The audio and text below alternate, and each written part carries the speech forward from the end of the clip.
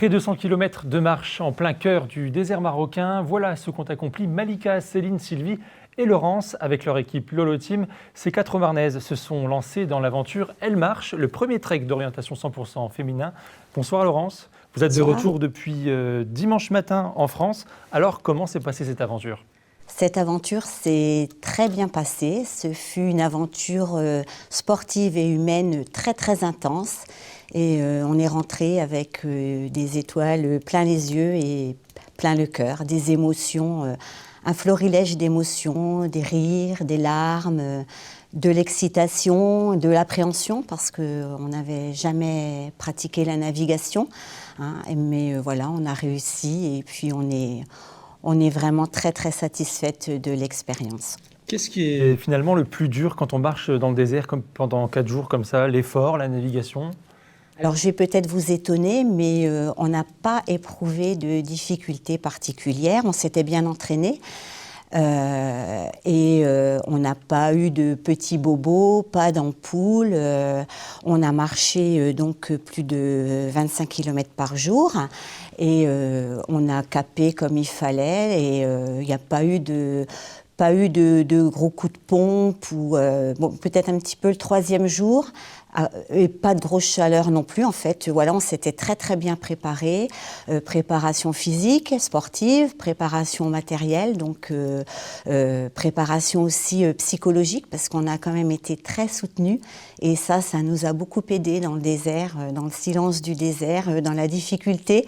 On avait des défis à relever et tout ça a fait que voilà, ça nous a paru assez fluide. Je dirais pas facile parce que bon voilà. Faut quand même marcher, mais voilà, on a réussi sans mal, on va dire.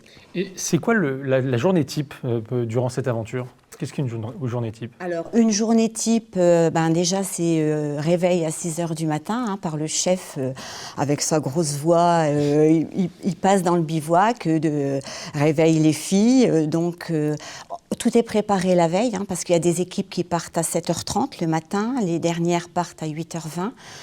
Donc quand vous partez à 7h30, vous vous réveillez, vous sautez dans votre t-shirt, dans vos leggings et dans les baskets. On s'habille, on se prépare très très vite, pas de maquillage, pas de tout ça. Et on va à petit déjeuner et puis après on prend le sac à dos, on prend de l'eau, un petit ravitaillement qui est offert par l'organisation. Et puis on se présente, on est appelé sur la ligne de départ avec d'autres équipes. Après les 4 étapes dans le désert, le trek s'est terminé sur une journée de solidarité. C'était quoi le programme de cette journée ? Alors, l'association Le Défi du Cœur, qui organise le trek, effectivement propose aux trekkeuses, sur une 5e journée, d'intervenir dans un village qui était proche du bivouac, c'est le village de Ramlia. Et on est arrivé à 300 trekkeuses pour des actions très très concrètes. Alors la première chose, c'est que déjà chacune d'entre nous avait apporté des dons.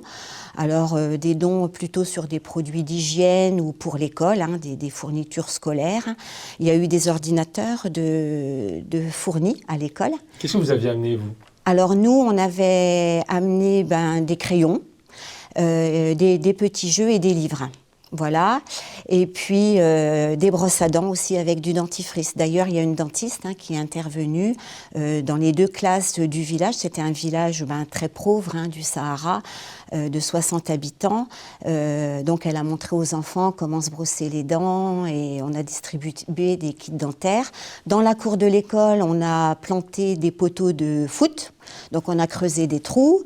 On a planté des ficus et sur les murs de l'école, on a peint 2 fresques. Et dans le village, on a participé à la réfection de maisons un petit peu délabrées. On a commencé à refaire un mur et puis on a fait le toit d'une maison. Et toutes ces actions-là vont continuer grâce à l'action de l'association. Donc une vraie marche sportive et solidaire. Voilà, vraiment solidaire. Alors la solidarité, c'est la solidarité près des populations marocaines qui ont besoin, mais la solidarité, on l'a vécu aussi sur le bivouac, dans l'équipe. Et puis avec les 300 participantes. En fait, on était une équipe de 4, mais une équipe de 300. On l'a dit, vous êtes revenu en France depuis dimanche matin. Comment se passe le retour à la vie normale?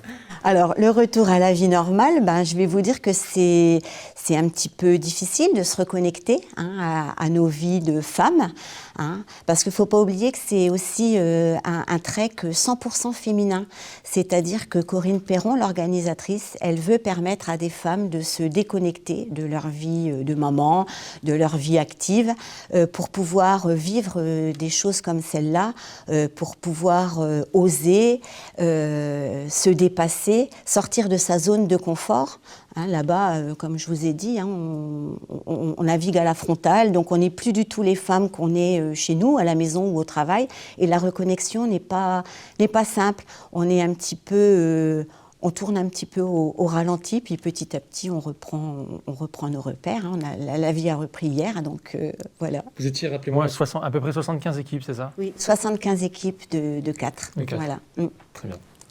Eh bien, ce sera le mot de la fin. Merci beaucoup, Merci Laurence, d'être venue répondre à nos questions ce soir dans le 15 minutes info. Merci.